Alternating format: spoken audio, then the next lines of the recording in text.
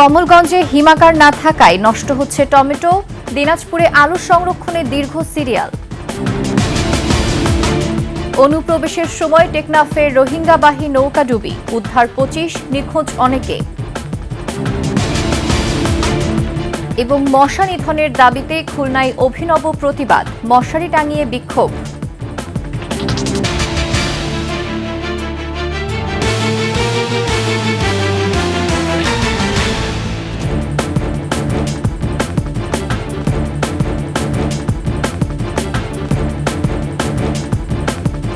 শুনছিলেন সংবাদ শিরোনাম। আমন্ত্রণ 21 দেশের সংবাদে, সাথে আছি আমি ফাতেমা ফারজানা নির্জনা।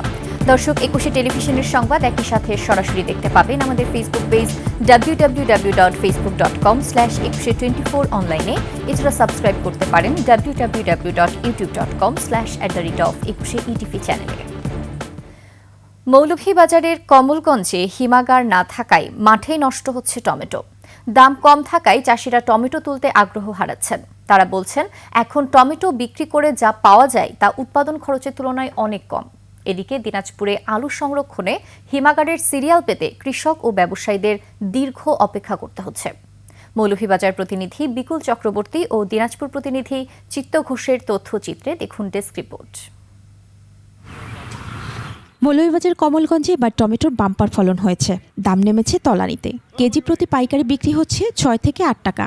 এতে ক্ষেত থেকে টমেটো সংগ্রহ ও আড়তে পৌঁছানোর পরিবহন খরচ না ওঠায় মাঠেই নষ্ট হচ্ছে ফসল।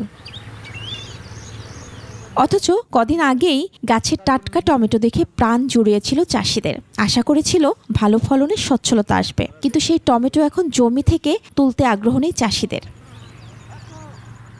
সিলেট বিভাগের কমলগঞ্জে টমেটোর ফলন হয় সবচেয়ে বেশি, যার বেশিরভাগই চাষ করেন মণিপুরী অধিবাসীরা। এই টমেটোর স্বাদ ও আকার ভালো হওয়ায় জনপ্রিয়তাও বেশ, তাই চাষির সংখ্যা বেড়ে যাওয়ায় বেড়েছে উৎপাদনও। কিন্তু কমলগঞ্জে নেই সবজি সংরক্ষণের হিমাগার। তা যদি ঠান্ডা মিল থাকতো তাহলে ওই ঠান্ডা মিলে রেখে কৃষকেরা লাভবান হতো। হিমাগার না থাকার কারণে আমরা প্রচুর মাল নষ্ট হয়। দীর্ঘদিন হিমাগার স্থাপনের দাবি জানালেও নেই কোনো উদ্যোগ। তবে কৃষি বিভাগ বলছে শিগগিরই সবজি হিমাগার স্থাপনে উদ্যোগ নেওয়া হবে। তো আমরা এই বিষয়গুলি প্রস্তাব আকারে উদ্যোতন কর্তৃপক্ষের নিকট প্রেরণ করেছি, যেন অতি দ্রুত সম্ভব এখানে একটা কোল্ড স্টোরেজ স্থাপন করা হয়। জেলায় এবার উৎপাদনের লক্ষ্যমাত্রার চেয়ে 4 লাখ টন বেশি টমেটো উৎপাদন হয়েছে। এদিকে দিনাজপুরে হিমাগারে আলু সংরক্ষণে সিরিয়াল পেতে কৃষক ও ব্যবসায়ীরা দুর্ভোগের শিকার হচ্ছেন। রাস্তার ধারে আলু বোঝাই শত শত ট্রাক্টরে দিনরাত অপেক্ষা করছেন তারা। গত কয়েক বছর দাম পাওয়ায় জেলায় এবার আলুর আবাদ যেমন বেশি হয়েছে, তেমনি ফলনও ভালো। কিন্তু হিমাগারের সংখ্যা মাত্র 14টি। গাড়িতে করে আলু নিয়ে আসছি, প্রায় আজ 3 দিন হচ্ছে। আমার বস্তা এখনো একটা ঢুকে নেই। কৃষকরা একটা টেনশনের মধ্যে আছে। রোজায় শ্রমিক সংকটের পাশাপাশি ব্যবসায়ী ও কৃষক একই সাথে আসায় সমস্যার সৃষ্টি হচ্ছে বলে জানায় হিমাগার কর্তৃপক্ষ।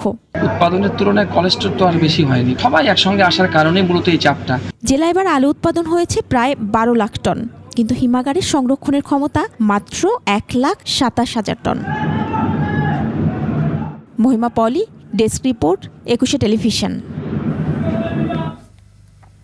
মিয়ানমার থেকে পালিয়ে বাংলাদেশে অনুপ্রবেশের সময় টেকনাফ সমুদ্র এলাকায় রোহিঙ্গাবাহী একটি নৌকা ডুবির ঘটনা ঘটেছে।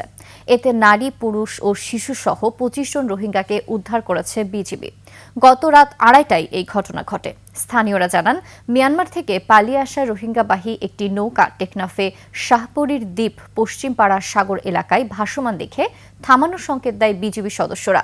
তাদের তাড়াহুড়োয় সাগরের ঢেউয়ে নৌকাটি ডুবে যায়। তাদের চিৎকার শুনে নারী, শিশু সহ 25 রোহিঙ্গাকে উদ্ধার করে স্থানীয় জেলেরা। নিখোঁজদের সন্ধানে সাগরে উদ্ধার অভিযান চলছে। এদিকে বান্দরবানের তমরুর সীমান্তে মিয়ানমার থেকে ছোড়া গুলিতে 2 বাংলাদেশি আহত হয়েছে। শুক্রবার রাত 12টার দিকে তমরুর সীমান্তে এই ঘটনা ঘটে। তারা নাইখাংছড়ির ঘুমধুমের বাসিন্দা। স্থানীয়রা জানায়, সীমান্ত পিলার 34-35-এর মধ্যবর্তী স্থানের শূন্য লাইন বরাবর পূর্ব দিক থেকে 7 থেকে 8 রাউন্ড গুলি ছোড়া হয়। এই গুলি একজনের বাম পা ও অপরজনের পিঠে লাগে। তারা সীমান্তের চোরাচালানের সাথে জড়িত বলেও জানা যায়। আহত একজনকে কক্সবাজার সদর হাসপাতালে ভর্তি করা হয়েছে। খুলনা মহানগরীতে আবারও সশস্ত্র মহড়া দিয়েছে সন্ত্রাসীরা।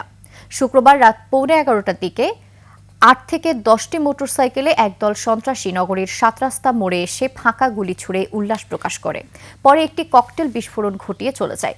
সে সময় ঘটনাস্থলে কয়েকটি গুলির খোসা পড়ে থাকতে দেখা যায়। এই ঘটনায় নগরীতে আতঙ্ক ছড়িয়ে পড়েছে। পুলিশ জানিয়েছে, ঘটনার পর নগরীর প্রতিটি মোড়ে পুলিশ টহল জোরদার করা হয়েছে। সন্ত্রাসীদের গ্রেফতারে অভিযান শুরু হয়েছে।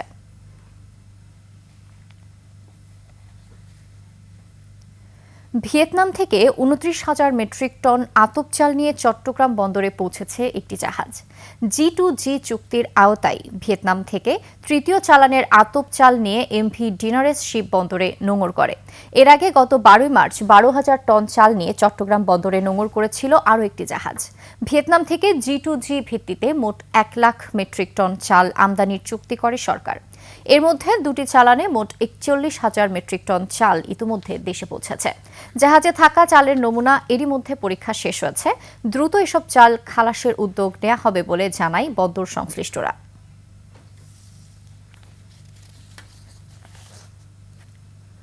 মশার উপদ্রবে অতিষ্ঠ খুলনাবাসী। এ নিয়ে লাগাতার অভিযোগ থাকলেও নির্বিকার প্রশাসন। তাদের দৃষ্টি আকর্ষণ করতে অভিনব পদ্ধতি অবলম্বন করে প্রতিবাদ জানিয়েছে খুলনার নাগরিক সমাজ। মশারি, ধূপ ও কয়েল জ্বালিয়ে প্রতীকী বিক্ষোভ হয়েছে। শেখ মোহাম্মদ জুয়েলের ক্যামেরায় খুলনা থেকে আশরাফুল ইসলাম নূরের তথ্য ছবিতে দেখুন ডেস্ক রিপোর্ট। বেলা 11:30টায় খুলনা পিকচার প্যালেস মোড়ে মশার উপদ্রব থেকে বাঁচতে এই ব্যতিক্রমী উদ্যোগ নেয় খুলনাবাসী। বাসাবাড়ি, ব্যবসা প্রতিষ্ঠান কিংবা অফিস সবখানেই মশার উৎপাত। শহরবাসীর অভিযোগ, দিন নেই রাত নেই মশার অত্যাচার থেকে বাঁচতে কয়েল নিয়ে ঘুরতে হচ্ছে তাদের। অনেক অভিযোগের পর কিছু জায়গায় মশার ওষুধ দিলেও উপদ্রব কমছে না। সংশ্লিষ্ট দপ্তরের দৃষ্টি আকর্ষণ করতে মশারি মিছিল পর্যন্ত করেছে নাগরিক সমাজ। ভেজাল ওষুধ ব্যবহারের অভিযোগ নগরবাসীর মুখে মুখে। কেসিসির বিরুদ্ধেও দৃশ্যমান পদক্ষেপ না নেয়ার অভিযোগ। কয়েল জ্বালিয়ে এবং মশার র্যাকেট, ইলেকট্রিক র্যাকেট ব্যবহার করে আমরা সেইগুলি এখানে প্রতীকীভাবে উপস্থাপন করে একটা প্রতিবাদ করছি। চরম মারাত্মক খারাপ অবস্থার মধ্যে রয়েছে শিক্ষার্থীদের লেখাপড়া বিঘ্নিত হচ্ছে। সিটি কর্পোরেশন সেই টাইমটা তাদের কার্যক্রম সুষ্ঠুভাবে পরিচালনা না করার জন্য আজ মশা বৃদ্ধি পেয়েছে। খুলনা সিটি কর্পোরেশন বলছে, মহানগরীতে 31টি ওয়ার্ডে প্রায় 15 লাখ মানুষের বসবাস। প্রায় 1206 কিলোমিটার ড্রেনের মশা নিধনে ডিজেল, স্যাভলন, সার্ভিসাইড, অ্যাডাল্টিসাইড ও ব্লিচিং পাউডার ব্যবহার করা হয়। সম্প্রতি মুখ থুবড়ে পড়েছে জনগুরুত্বপূর্ণ এ নাগরিক সেবাটি। আমি দায়বদ্ধতা নিতে প্রস্তুত, আমি কেন নেব না? অবশ্যই আমার যদি দায়বদ্ধতার ক্ষেত্রে কোনো ঘাটতি থাকে আপনারা দেখিয়ে দেবেন, সেটাই তো স্বাভাবিক। মশা নিধনে কার্যকর পদক্ষেপ গ্রহণ, খুলনা মহানগরীর বর্জ্য দ্রুত অপসারণ এবং ড্রেনের পানি প্রবাহ ঠিক রাখলে মশার উপদ্রব কমে আসবে, এমনটাই প্রত্যাশা নগরবাসীর। আমরা সবাই মিলে কাজ করতে পারবো। Masum আলিসা, desk report, 21 television. বিশ্ব পানি দিবস উপলক্ষে বাগেরহাটের মোংলায় খালি কলস হাতে নিয়ে মিছিল করেছে এলাকাবাসী। সকালে মোংলার দক্ষিণ কাইনমারিতে পশুর নদীর পাড়ে এই কর্মসূচি পালন করা হয়। পরে অনুষ্ঠিত সমাবেশে বক্তারা জানান, লবণাক্ত পানি পানে উপকূলের নারীদের জ্বরেও সংক্রমণ বেড়েছে। উপকূলের 73% মানুষ সুপেয় পানি থেকে বঞ্চিত। বাংলাদেশের উপকূলে 19 জেলার 3 কোটি মানুষ আধারযোগ্য পানি সংগ্রহ করতে পারে না। 1.5 কোটি মানুষ ভূগর্ভস্থ লবণাক্ত পানি পানে বাধ্য হচ্ছেন। সমাবেশে দাবি করা হয়, উপকূলীয় অঞ্চলকে পানি সংকটাপন্ন এলাকা হিসেবে ঘোষণা দিয়ে জরুরি ভিত্তিতে সবার জন্য সুপেয় পানি নিশ্চিত করতে হবে। পশুর রিভার ওয়াটার কিপার পরিবেশ যোদ্ধা মোহাম্মদ নূর আলম শেখের সভাপতিত্বে উপকূলীয় নারীদের অংশগ্রহণে এই মিছিল এবং সমাবেশের আয়োজন করে ধরিত্রী রক্ষায় আমরা, ধরা, ওয়াটার কিপার্স বাংলাদেশ ও পশুর রিভার ওয়াটার কিপার।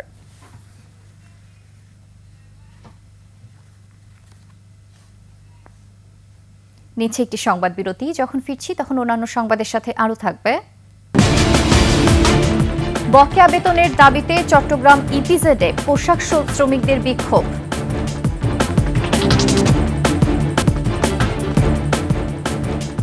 আবারও আমন্ত্রণ 21 দেশের সংবাদে।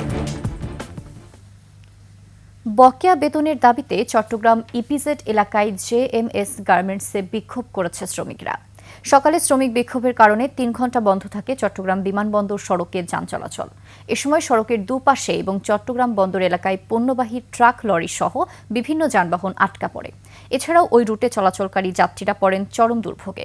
পুলিশ জানায় জেএমএস গার্মেন্টসে কাজ না থাকায় এবং ব্যাংকিং জটিলতার কারণে আগেই লে অফ ঘোষণা করে কর্তৃপক্ষ। আইন অনুযায়ী শ্রমিক, কর্মচারী ও কর্মকর্তাদের বেতন ভাতা পরিশোধ করার কথা থাকলেও পরিশোধ না করায় বিক্ষুব্ধ হয়ে ওঠে শ্রমিক কর্মচারীরা। পরে শ্রমিকদের বুঝিয়ে পরিস্থিতি নিয়ন্ত্রণে আনে পুলিশ। এদিকে কারখানা বন্ধের প্রতিবাদে গাজীপুরের ভোগড়াতে জায়ান্ট টেক্সটাইল কারখানার শ্রমিকেরা প্রায় আধা ঘণ্টা ঢাকা ময়মনসিংহ মহাসড়ক অবরোধ করে রাখে। পরে যৌথ বাহিনীর হস্তক্ষেপে পরিস্থিতি স্বাভাবিক হয়। পুলিশ জানায়, কয়েকদিন আগে বিভিন্ন দাবি আদায়ে বাকবিতণ্ডার জের ধরে শ্রমিকেরা কারখানার ৩ কর্মকর্তাকে মারধর করে। এ ঘটনায় আজ থেকে কারখানাটি বন্ধ ঘোষণা করা হয়। প্রতিবাদে বিক্ষুব্ধ শ্রমিকেরা ঢাকা ময়মনসিংহ মহাসড়ক অবরোধ করে।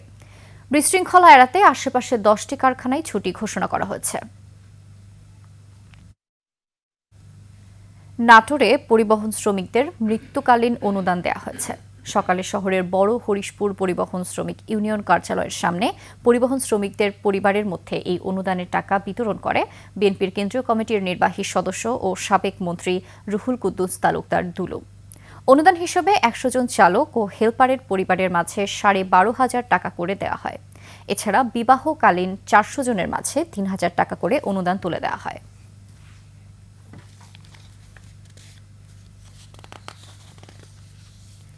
চট্টগ্রামের কর্ণফুলীতে বন্য হাতির আক্রমণে 3 মাস বয়সী আরমান জাওয়াত নামে এক শিশুর মৃত্যু হয়েছে।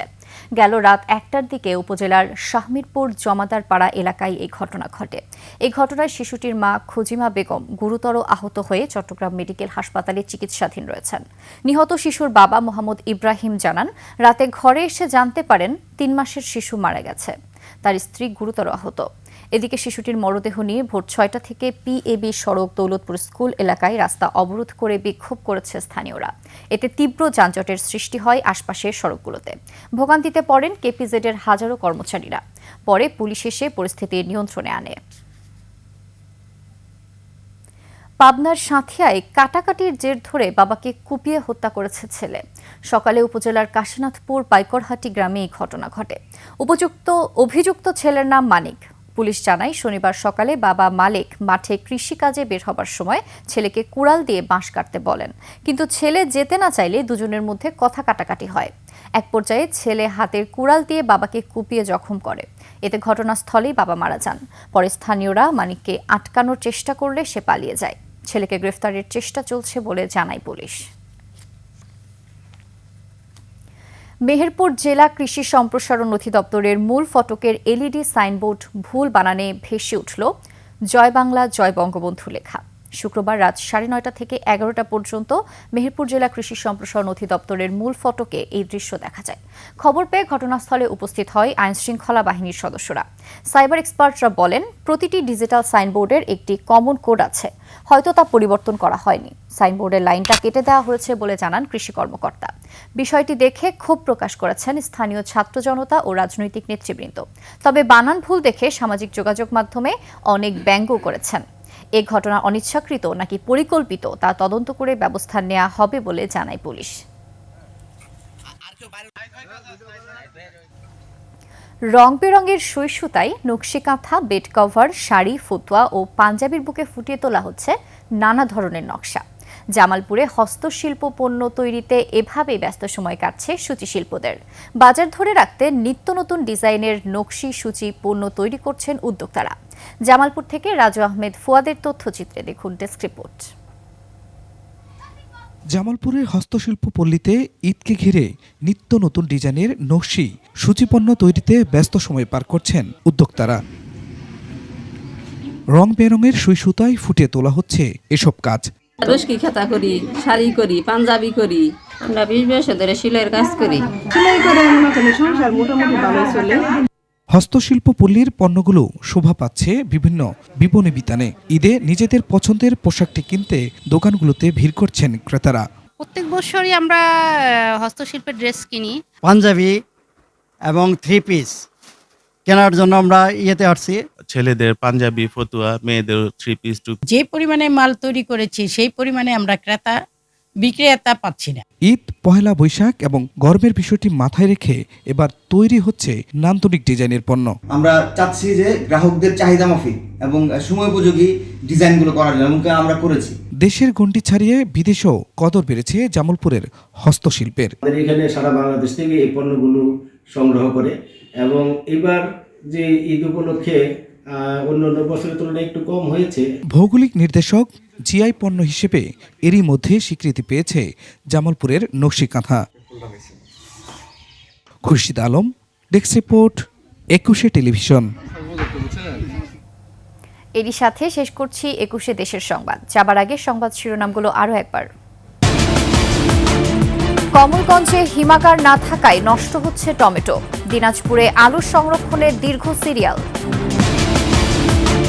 অনুপ্রবেশের সময় টেকনাফে রোহিঙ্গাবাহী নৌকা ডুবি, উদ্ধার 25, নিখোঁজ অনেকে।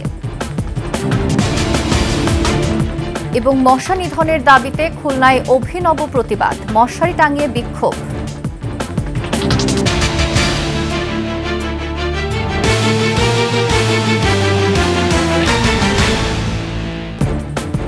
সর্বশেষ সংবাদ জানতে ডায়াল করুন 2021 নম্বরে, আর ভিজিট করুন 21-tv.com ওয়েবসাইটে। ফেসবুকেও ভিজিট করতে পারেন www.facebook.com/2124 অনলাইনে। এছাড়া সাবস্ক্রাইব করতে পারেন www.youtube.com/@21etv চ্যানেলে। এতক্ষণ সঙ্গে থাকার জন্য ধন্যবাদ। পরবর্তী সংবাদ সন্ধ্যা 7টায় দেখার আমন্ত্রণ রইল। 21-এর সাথেই থাকুন।